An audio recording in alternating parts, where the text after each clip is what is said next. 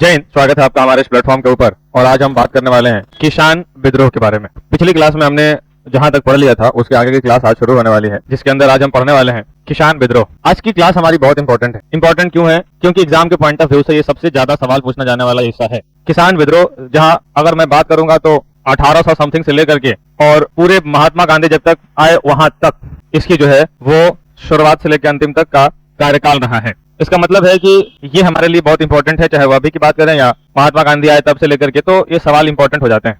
देखिए, परिचय थोड़ा देते हैं यहाँ पर। किसानों के उत्पादन के बाद किसानों को कर और खर्च का बोझ उठाना पड़ता था और उस बोझ के तले ये लोग दबते जा रहे थे। कर देने के बाद बहुत कम अधिशेष बचता था। अधिशेष उसको बोलते थे, जो किसानों को कर देने के बाद जो बचा वो अधिशेष कहलाता था। तो कम अधिशेष बचता था। अत्यधिक लगान कर की दरें जो है वो पहले 1/6 थी, फिर 1/4 हो गया, फिर 1/3 हो गया, फिर 1/2 हो गया। और ये पूरा हर कुछ सालों के बाद जो है किसानों का कर की दरें जो है वो बढ़ा दी जाती थी। और पहली बार 1/6 था, उसके बाद 1/4 कर दिया गया अंग्रेजों के द्वारा, उसके बाद 1/3 कर दिया गया, उसके बाद 1/2 कर दिया गया के रूप में लिया जाता था। परिणाम स्वरूप इसके कारण गरीबी, भूखमरी, अकाल, ऋणग्रस्तता, कर्ज और बेरोजगारी जैसी स्थितियां जो है वो पैदा हो गई। किसानों के चारों तरफ से अंग्रेजों के द्वारा प्रताड़ना शुरू कर दिया गया था, शोषणकारी शुरू हो गया था। अब यहाँ से इतना परेशान हो गए किसान, क्योंकि कर ज्यादा देने की वजह से कि गरीबी, भूखमरी जो है अब इनके ऊपर छाने लगी। बात यह है 19वीं और 20वीं सदी के किसान विद्रोह के अंतर दो अलग अलग समकालों के विद्रोह की प्रकृति और उसके उद्देश्य के बीच में तुलना करना। थोड़ा सा बताते हैं आपको। प्रमुख किसान विद्रोह कौन कौन से रहे हैं, तो कुछ प्रमुख किसान आंदोलन जैसे नील विद्रोह, पाबना, दक्कन के दंगे, और ये सब हमें पढ़ना है। किसान सभा जब तक नहीं आया उसके पहले का किसान सभा, उसके बाद अखिल भारतीय सभा। कुछ आर्थिक कारण भी रहे हैं अंग्रेजों के विद्रोह के कारण, जो किसानों ने विद्रोह किया अंग्रेजों के खिलाफ, उसके कुछ आर्थिक कारण भी रहे हैं। और पहला, इसमें अस्थायी रैयतवाड़ी और महालवाड़ी व्यवस्था के तहत जो है वो ऊंची लगान की दरें कर देना, ये किसानों के लिए बहुत ही ज्यादा नुकसानदायक रहा। रैयतवाड़ी व्यवस्था, अस्थायी बंदोबस्त और महालवाड़ी, तीनों व्यवस्था के बारे में हमने पिछली क्लास के अंदर में डिस्कशन करा हुआ है। जमींदारों और साहूकारों द्वारा जो है किसानों का शोषण, वहां अंग्रेज जो है एक बिचौलिया बिठा देते थे, जो कि हमारे भारतीय ही होते थे, जिसको हम लोग जमींदार बोलते थे। तो जमींदारों के द्वारा जो अपने ही लोगों का शोषण किया जा रहा था उसका बात हो रहा है यहाँ पर। सिंचाई और बीज के लिए निवेश की कमी, जब अधिशेष ज्यादा चला जाएगा और सिंचाई के लिए प्रॉपर अगर व्यवस्था नहीं मिलेगा तो उसकी वजह से फसल की गिरावट तो होनी ही होनी है। वाणिज्यिक फसल जैसे नील का जबरन उत्पादन, किसानों को ये फोर्सफुली था कि भाई तुम्हें नील उगाना ही पड़ेगा, और इस नील उगाने के दबाव के चक्कर में उनकी खेत बंजर हो जा रहे थे, इसलिए वो नहीं चाह रहे थे कि नील की खेती वो करें, लेकिन उन्हें फोर्सफुली मजबूरी में नील की खेती करनी पड़ती थी। मुनाफे का बड़ा हिस्सा बिचौलिया को मिलना, अंग्रेज बिचौलिया को शामिल किए, बिचौलिया किसान को प्रताड़ित करते थे। अब जब कर देने की बात आ रही है तो अंग्रेज डायरेक्ट कर नहीं ले रहे हैं, कर बिचौलिया ले रहे हैं, और बिचौलिया भारतीय हैं जो कि अंग्रेजों के द्वारा ब्रेन वॉश्ड हैं और वो अपने ही भारत के लोगों को लूटने के लिए एकदम मोटिवेटेड हो चुके हैं, जो कि अंग्रेजों ने कर दिया है। और वहां के जमींदारों को बिचौलिया बनाया गया बेसिकली ज्यादातर, और यहाँ पर जो है मुनाफे का बड़ा हिस्सा बिचौलियों को मिलता था, जिसकी वजह से एट द एंड किसान का बहुत नुकसान होता था। व्यापार की क्या स्थिति रही है वो देखिए। भारतीय उद्योग के पतन के कारण खेती पर जनसंख्या का दबाव बढ़ गया। अंग्रेज, अब यहाँ पर हुआ ये कि जब व्यापार में कमी आई, और जब व्यापार में कमी आई तो लोग व्यापार से हटे, और जब व्यापार से हटे तो खेती की तरफ बढ़ना शुरू किया, और जब खेती की तरफ बढ़ना शुरू किए तब जाकर के और वो लोग देखे कि अरे यार किसानी में तो और ज्यादा नुकसान हो रहा है, नीली खेती से खेत खराब हो रहा है, खेतों का जनसंख्या, अब लोग खेती ज्यादा करना चाह रहे हैं लेकिन व्यवस्थाएं नहीं है, कर ज्यादा देना पड़ रहा है, और जो लोग नील की खेती करने से मना कर रहे हैं उनको और ज्यादा कर देना पड़ रहा है।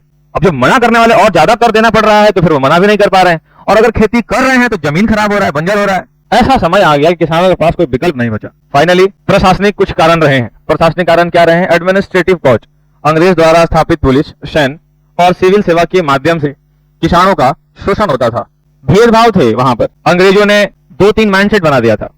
पहला, जो ब्रिटिश है वो उच्च पद पर ही नियुक्त हो सकता है, हमारे नॉर्मल व्यक्ति लोग नहीं हो सकते हैं वहां पर। तो जो भी हमारे भारतीय लोग थोड़ा पढ़े लिखे भी थे वो भी उस लेवल पर पहुंच नहीं पाते थे, तो किसानी करनी मजबूरी हो गई थी। जो लोग पहुंच भी गए उनके साथ भेदभाव होता था। तो इन सब कारणों के से पुलिस हो गया, चाहे सैन्य हो गया, चाहे सिविल सेवा हो गया, इन सब के माध्यमों से किसानों का शोषण होता था। आरक्षित वर्ग ब्रिटिश थे, किसानों के ऊपर ज्यादा दबाव था, कर उनको ज्यादा देना पड़ता था। साथ साथ में प्रशासन द्वारा जमींदारों का पक्ष लेना, जब भी कोई विवाद हो जाए और उसमें अगर प्रशासन हस्तक्षेप करे तो वह हमेशा पक्ष जमींदार का लेता था, और जमींदार वहीं के लोकल अथॉरिटी होते थे जिसको अंग्रेजों ने ऑथोराइज किया हुआ था। इसके बाद ब्रिटेन के उद्योग को बढ़ावा देने के लिए भारतीय कुटीर उद्योग का विनाश किया गया। भारत के अंदर बहुत सारे प्रोडक्ट्स यूज होते थे और वहां पर भारतीय लोगों से कच्चे माल खरीद करके फैक्ट्री में उसको बना के फिर भारतीयों के अंदर ही बेचना। जब उद्योग में नुकसान हुआ तो लोग किसान की तरफ बढ़े और किसान की तरफ भेदभाव करना और फिर से व्यापार में भी गिरावट करना और व्यापार में गिरावट करने के बाद वेतन का और मुनाफा हो सके, इसलिए अंग्रेजों ने इतने व्यापार शुरू किया जो कि कच्चे माल भारतीयों से लेकर के ही और भारतीयों को ही फिर बेचना शुरू किया जा रहा था। हर तरह से हमारा सिर्फ और सिर्फ नुकसान ही हो रहा था। 19वीं सदी किसान विद्रोह जो प्रमुख रहे हैं उनके कुछ मैंने नाम लिख दिए हैं और इन सभी को वन बाय वन करके डिटेल में पढ़ेंगे भी। तो पहला है प्रमुख विद्रोह की अगर बात करेंगे तो ये 100 साल की आंदोलन के बारे में अभी हम कुछ देखने जा रहे हैं, ओवरव्यू। प्रमुख विद्रोह नील विद्रोह रहा है और 59 से 60 के बीच में रहा है। नील विद्रोह 59 से 60 में रहा है। पावना विद्रोह 73 से 76 तक जो है ये कार्यकाल रहा है। दक्कन विद्रोह जो रहा है वो 75 से 76 रहा है। उसके बाद इनके क्षेत्र के बारे में अगर हम थोड़ा सा डिटेल आपको कवर करें तो ये मुख्य रूप से क्षेत्रीय स्तर पर सीमित थे। मतलब उस वक्त हमारे पास ऐसी कोई गुट नहीं थी जिसकी वजह से हम अपने आंदोलन को बहुत बड़े लेवल पर ले जाएं। उस वक्त यूट्यूब नहीं था, सोशल मीडिया नहीं था, फोन कॉल नहीं थे कि सबको एक बार फोन करके बुला लिया जाए। तो ये काफी सीमित क्षेत्रों में हुआ था। लोकल लोग गए, प्रचार किए, प्रमोट किए, फिर वहां पर ऐसे देखने को मिला। नेतृत्व जो है, नेतृत्व भी स्थानीय या क्षेत्रीय स्तर पर ही रहा है। जब आंदोलन क्षेत्रीय पर रहा है तो नेतृत्वकर्ता भी क्षेत्रीय स्तर पर ही रहेंगे, सिंपल बात है। प्रकृति की बात करें तो ये आंदोलन अक्सर हिंसक हुआ करते थे। हाँ, ये बात सही है कि किसान आंदोलन शुरुआत के जो रहे हैं उसमें कई बार हिंसा हो गई है, तो ये हिंसक हुआ करते थे। जागरूकता की अगर एक पॉइंट देखा जाए तो किसानों को औपनिवेशिक शासन, कॉलोनियल रूल की चरित्र की स्पष्टता समझ नहीं थी। उस वक्त अवेयरनेस नहीं थी। संगठन की अगर देखा जाए उस समय औपचारिक किसान सभाओं का अभाव था। किसान सभा तो बहुत बाद में बना है, किसान सभा तो बाद में बना, लेकिन किसान सभा बनने के पहले कोई ऐसा कम्युनिटी नहीं थी, कोई ऐसा गुट नहीं था जिससे कि ये स्पष्ट हो कि भाई ये गुट, ये कम्युनिटी इस आंदोलन को नेतृत्व कर रहा है, लड़ रहा है। सभाएं नहीं थे उस वक्त, इसीलिए तो ये सब बहुत असर नहीं हो पाया।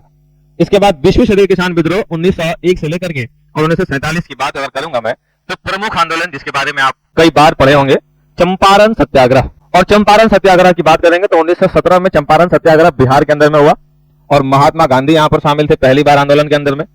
खेड़ा सत्याग्रह 1918 में हुआ, ये गुजरात के अंदर में हुआ। बारडोली सत्याग्रह 1928 में हुआ। क्षेत्र की बात करें तो इनका विस्तार प्रांतीय और राष्ट्रीय स्तर तक रहा है, क्योंकि इस वक्त तक काफी अवेयरनेस आ चुकी थी लोगों के अंदर में। नेतृत्व जो किया है वो गांधी जी बड़े नेताओं के कारण राष्ट्रीय स्तर तक नेता जो है, राष्ट्रीय स्तर तक जो है वो नेतृत्व मिला है इनको। इसकी प्रकृति क्या है, ये मुख्य रूप से अहिंसक आंदोलन थे। और जागरूकता की बात करें तो किसान में औपनिवेशिक शासन और उसकी शोषण के प्रति जो है वो गहरी समझ यहाँ पर विकसित हो चुकी थी। संगठन की बात करिएगा तो इस दौरान प्रांतीय और राष्ट्रीय किसान सभाओं का जो है वो गठन हुआ। चंपारण सत्याग्रह 1917 की अगर बात देखी जाए तो क्षेत्र इसके चंपारण रहे हैं, यानी बिहार का हिस्सा रहा है, और इसके जो नेतृत्व कर रहे हैं वो महात्मा गांधी रहे हैं और ये राजकुमार शुक्ल के निमंत्रण पर आए थे। पूरी घटना मैं बताता हूँ। 1916 में लखनऊ अधिवेशन में महात्मा गांधी आए थे, वहीं पर राजकुमार शुक्ल भी गए थे उसी आंदोलन लखनऊ अधिवेशन के अंदर में। 1915 में महात्मा गांधी अपनी शिक्षा पूरी करके भारत ही पहुंचे थे और 1915 के बाद कांग्रेस ने उनको 1916 में लखनऊ अधिवेशन में बुला करके लखनऊ ले गया और उसी जगह पे लखनऊ में आपके ये बहुत फेमस व्यक्ति राजकुमार शुक्ल मिलते हैं। और राजकुमार शुक्ल उस समय के जमींदार हुआ करते थे, कहीं कहीं किसान लिखा हुआ है। तो सच्चाई ये है कि उस वक्त राजकुमार शुक्ल किसान नहीं थे, जमींदार थे वहां के। आपने पढ़ा होगा वीर कुंवर सिंह भी किसान थे, बट वो किसान नहीं थे, वहां पर जमींदार थे और जमीनी इनकी बहुत बड़े लेवल पे हो रही थी। 1857 की क्रांति में भी वीर कुंवर सिंह इसलिए लड़े क्योंकि उनके जमीन का नुकसान हो रहा था, उनके जमीन को हड़पने की प्रयास की जा रहे थे, इसलिए उन्होंने बहुत वीरता से अपनी मौजूदगी को निभाई। यहाँ पर राजकुमार शुक्ल किसान के साथ साथ जमींदार थे और इन्होंने महात्मा गांधी को बहुत रिक्वेस्ट करा कि गांधी जी हमारे राज्य में आइए, हमारे राज्य में भारी समस्या चल रहा है। समस्या ये है कि यहाँ पर जबरदस्ती लोगों से नील की खेती कराई जा रही है, बहुत प्रॉब्लम है किसानों को। और महात्मा गांधी जी ने कहा कि ठीक है, देखते हैं आएंगे। महात्मा गांधी जी नहीं आए। अलग अलग प्रयास करने के बाद महात्मा गांधी 1917 में पहली बार चंपारण पहुंचे और एक्चुअली वो चंपारण नहीं पहुंचे थे, पहले वो दानापुर पहुंचे थे, पटना। यहां से पहुंचने के बाद मुजफ्फरपुर गए और मुजफ्फरपुर होते हुए चंपारण गए। जब चंपारण महात्मा गांधी पहुंचे तो उस वक्त में कोई बहुत ज्यादा जानता नहीं था। राजकुमार शुक्ल जानते थे कि ठीक है भाई आए हैं। वहां के लोगों के बारे में महात्मा गांधी को पता चला कि यहाँ पर ये समस्या है और महात्मा गांधी ने इस समस्या को और गहराई से जानने के लिए चारों तरफ भ्रमण करना शुरू कर दिया, अलग अलग जगह पर घूमना शुरू कर दिए, अलग अलग लोगों से जाकर मिलना शुरू कर दिए। तब तक ये खबर वहां के प्रशासनिक के पास पहुंची और प्रशासन ने उनको अरेस्ट कर लिया, महात्मा गांधी को। जब कोर्ट में उनको पेश किया गया तो महात्मा गांधी से कहा गया कि तुम आए हो हमारे यहाँ लोगों को भड़का रहे हो या तुम हमारे विरोध खड़ा कर रहे हो। महात्मा गांधी ने कहा कि ऐसी कोई बात नहीं है कि मैं यहाँ के लोगों को भड़काने आया हूँ, बल्कि मैं यहाँ पर अंग्रेजों का ही सहायता करने आया हूँ। और महात्मा गांधी ने पहली बार ये तर्क दिया कि मैं अंग्रेजों का ही सपोर्ट करने के लिए आया हूँ। जब मैं चारों तरफ भ्रमण करूंगा और जब मुझे वहां के लोगों के बारे में, वहां की प्रॉब्लम के बारे में मुझे पता चलेगा, तो आखिर में मैं किसको बताऊंगा? अंग्रेजों को ही बताऊंगा। और जब मैं अंग्रेजों को बताऊंगा तो अंग्रेज उसके खिलाफ, सॉरी, अंग्रेज उसके पक्ष में कुछ डिसीजन लेंगे, तो ये हेल्प तो अंग्रेजों का ही होगा। और ये तर्क देने के बाद वहां के जज साहब ने, अंग्रेज में उनको ये बात समझ में आई और वहां के जज ने अपने पॉकेट से महात्मा गांधी के ऊपर जो फाइन लगा हुआ था, अमाउंट शायद 10 रुपए थी, वो भर करके और महात्मा गांधी को रिहा कर दिया गया। और राजकुमार शुक्ल से मिलकर के फिर उन्होंने भ्रमण शुरू कर दिया और वहां के लोगों के बारे में बहुत कुछ जाना। और फिर वहां पे इसकी प्रावधान बनाए गए, फिर यहाँ पर आंदोलन हुए, फिर बहुत कुछ हुआ। अब आइए एक डिटेल पढ़ते हैं। तिनकठिया पद्धति बहुत बड़ी कारण रही है इस किसान आंदोलन के। और उसमें पहली बार तिनकठिया पद्धति जो है वो किसानों को अपने जमीन के हर 20 कट्ठे में से 3 कट्ठे पर अनिवार्य रूप से नील की खेती करनी पड़ती थी। और ये मजबूरी था उनको कि इनको करना पड़ता था। 20 कट्ठा में हर 3 कट्ठा पे उनको करनी होती थी नील की खेती। और जैसे ही खेती करते थे वहां की जमीन हो जाती थी बंजर। और यदि ये मना कर देते थे कि मैं नहीं करूंगा या मैं नहीं करूंगी, तो इनको ज्यादा कर देना पड़ता था, जो कि पॉसिबल नहीं था। और अगर ज्यादा कर दे दिया गया तो फिर अधिशेष नहीं बचता था। और यदि अधिशेष नहीं बचता था तो फिर ये पूरा साल अपना जीवन कैसे निकालेंगे?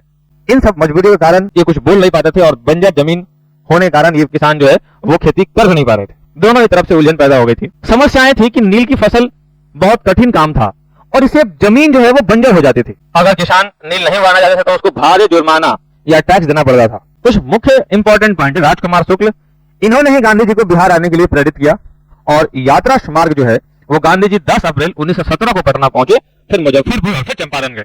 और चंपारण जाने के बाद ये फिर थोड़ी सी बैकग्राउंड की कहानी आ गया कि आखिर ये आए कैसे चंपारण, तो वहां पर थोड़ा जानना पड़ेगा आपको। 1916 में लखनऊ अधिवेशन में राजकुमार शुक्ल ने गांधी जी को चंपारण आने का निमंत्रण दिया और पहली बार 10 अप्रैल 1917 को गांधी जी पहली बार पटना में पहुंचे और 15 अप्रैल को गांधी जी चंपारण जिला के मजिस्ट्रेट हॉर्ड कॉक ने उन्हें चंपारण छोड़ने का आदेश दे दिया। कारण था कि महात्मा गांधी जगह जगह भ्रमण कर रहे थे और वहां के लोगों को अपने गुट में शामिल कर रहे थे और ये बात उसको समझ में नहीं आ रही थी। महात्मा गांधी जी ने ब्रिटिश आदेश का अवज्ञा किया और गांधी जी ने प्लांटर्स एसोसिएशन के अध्यक्ष जेएम्स विल्सन से सहयोग मांगा। इस दौरान रसोईया बतख मियां ने गांधी जी की जान जहर मिले हुए भोजन से भी बचाई थी, क्योंकि महात्मा गांधी जी को मारने का प्रयास किया जा रहा था और उनके खाने में जहर मिला दिया गया था और ये बात बतख मियां को पता चल गया। तो वो भोजन बतख मियां नहीं करके और अपने मौत को स्वीकार कर लिया और महात्मा गांधी को बचा लिया। गांधी जी को बहुत लोगों का सहयोग मिला था, जिसमें डॉक्टर राजेंद्र प्रसाद थे, ब्रज किशोर प्रसाद थे, जीवी कृपलानी थे, राम नवमी प्रसाद थे, मजरूल हक थे और इनके नाम पे आज यूनिवर्सिटी भी चलती है। साथ साथ में धरणीधर, राजकुमार शुक्ल तो इनको बुलाए ही थे। इन सभी का सहयोग मिला और गांधी जी ने अपनी रिपोर्ट बिहार के उपराज्यपाल एडवर्ड गेट को जो है वो सौंप दिया। चंपारण कृषक समिति FJ स्लाई की अध्यक्षता में इस समिति का गठन हुआ, जिसके कारण सदस्य गांधी जी भी थे। समिति के सुझाव पर तिनकठिया पद्धति नील की खेती अनिवार्य प्रथा को समाप्त कर दिया गया। राम मनोहर लोहिया और जयप्रकाश नारायण इस समय के नेता नहीं थे, आपको यह ध्यान रखना होगा। किन किन लोगों का सवाल पूछ देता है कि चंपारण सत्याग्रह में किन किन लोगों का सहयोग नहीं मिला है, तो वो राजकुमार शुक्ल तो थे ही, लेकिन जयप्रकाश नारायण नहीं थे। जयप्रकाश नारायण बाद में आए हैं, 1942 में महात्मा गांधी के साथ आए थे और जयप्रकाश नारायण महात्मा गांधी के समय में लास्ट में आए थे। उसके बाद कुछ समय बीता, देश की आजादी के बाद उन्होंने अपनी बहुत सारे आंदोलन करे। इसमें से सबसे प्रसिद्ध रहा संपूर्ण आंदोलन, इंदिरा गांधी के विरोध में उन्होंने करा था इमरजेंसी के पहले, तो उसके बारे में कभी बाद में पढ़ा जाएगा, बट यहाँ पर देखा जाए। दरभंगा किसान आंदोलन 1919 से 21 तक। क्षेत्र वैसे सिर्फ दरभंगा कहा जाता है, लेकिन क्षेत्र इसका ज्यादा था। दरभंगा, मधुबनी, सहरसा, पूर्णिया और मुंगेर। मुख्य कारण क्या था? तो महाराजा द्वारा लगान में वृद्धि करना। कई रिसोर्सेस ऐसे जानने को मिला है कि जो दरभंगा के महाराजा थे वो अंग्रेजों के ही पक्ष में रहते थे। 1857 में दरभंगा के जो राजा थे वो अंग्रेजों का ही पक्ष लिए थे, अंग्रेज के ही पक्ष में उनका अपना पक्ष था और महाराजा दरभंगा के जो थे वो शुरू से अंग्रेज के पक्ष में रहे हैं। हालांकि कुछ रिसोर्सेज ये भी बताते हैं कि जब इलाहाबाद की संधि हुई थी उस दौरान शायद अंग्रेजों के पक्ष में नहीं थे। अब इसमें विवादित बात है ये, लेकिन ज्यादातर जो दरभंगा के महाराजा थे वो अंग्रेजों के पक्ष में ही रहते थे। इस आंदोलन का नेतृत्व स्वामी विद्यानंद ने किया था और परिणाम ये हुआ कि विद्रोह के बाद लगान में कम कर दिया गया। और सहयोग आंदोलन 1920 से 22, इस दौरान बिहार में किसान का नेतृत्व स्वामी विद्यानंद ने किया था। प्रथम किसान सभा 22 से 23 के बीच में बना और इस विद्रोह के बाद मुंगेर में पहली बार किसान सभा का गठन हुआ, जिसके पदाधिकारी निम्नलिखित में से थे ये, और अध्यक्ष थे शाह मोहम्मद जुबैर और उपाध्यक्ष जो थे वो श्री कृष्ण सिंह थे। बकास्त आंदोलन जो कि 1937 से 38 के बीच में रहा है, और ये बकास्त आंदोलन जो है इनका क्षेत्र कौन कौन सा रहा है? तो ये आंदोलन मुख्य रूप से बिहार के सारण, तिरहुत, मगध और शाहाबाद, याद रखिएगा शाहाबाद जो है वो आज का बक्सर और आरा को बोलते हैं। पहले आज का जो आरा और बक्सर था उसको शाहाबाद बोलते थे, और आज का जो मुजफ्फरपुर देखते हैं वो तिरहुत में आता था। ये नाम पहले के हैं बट इंपॉर्टेंट है, शाहाबाद, आरा और बक्सर, और तिरहू जो था वो मुजफ्फरपुर था। तो इन सबका ये आंदोलन इन क्षेत्र में फैला हुआ था और इसके नेतृत्व स्वामी सहजानंद सरस्वती ने करा था। सहजानंद सरस्वती किसान के मतलब वो एक किसान थे और वो उनके किसानों के लिए बहुत सारा इन्होंने अधिकार लड़ा है। कारण था कि जमींदारों द्वारा किसान को उन्नति, बकास्त भूमि व भूमि जिसे किसान लगान न चुका पाने के कारण खो चुके थे, उन्हें बेदखल हो चुके थे। इन जमींदारी प्रथा के शोषण के विरुद्ध एक बड़ा विद्रोह था और ये उसको वापस लाने के प्रयास में आंदोलन किए थे। इसकी मुख्य भूमिका क्या क्या रही है, तो इस आंदोलन में किसान सभा ने अत्यंत महत्वपूर्ण भूमिका निभाई थी और ये जमींदार प्रथा को जो है वो पूर्णतः समाप्त कर दिया गया 1950 के आसपास। और ये अब हम लोग इस टॉपिक को यहीं पर समाप्त करते हैं, कल हम इसके आगे पढ़ेंगे। जाते जाते मैं आपसे एक बात कह देना चाहता हूं कि अगर आपको कोई लगे कि इसमें मुझे और इंप्रूवमेंट करना चाहिए तो आप मुझे सजेशन जरूर दीजिए। अगर लगे कि कुछ और इसमें कमी रह गई है, मुझे और इसको इंप्रूव करने में कोई और चीजों का इस्तेमाल करें या कुछ और सजेशन है आपके पास, तो आप मुझे जरूर बताइए। मैं इसके लिए आपका आभार प्रकट करता हूं और इस वीडियो को आपने यहाँ तक देखा इसके लिए भी बहुत बहुत आपका धन्यवाद। मिलते हैं आपसे नेक्स्ट क्लास के अंदर।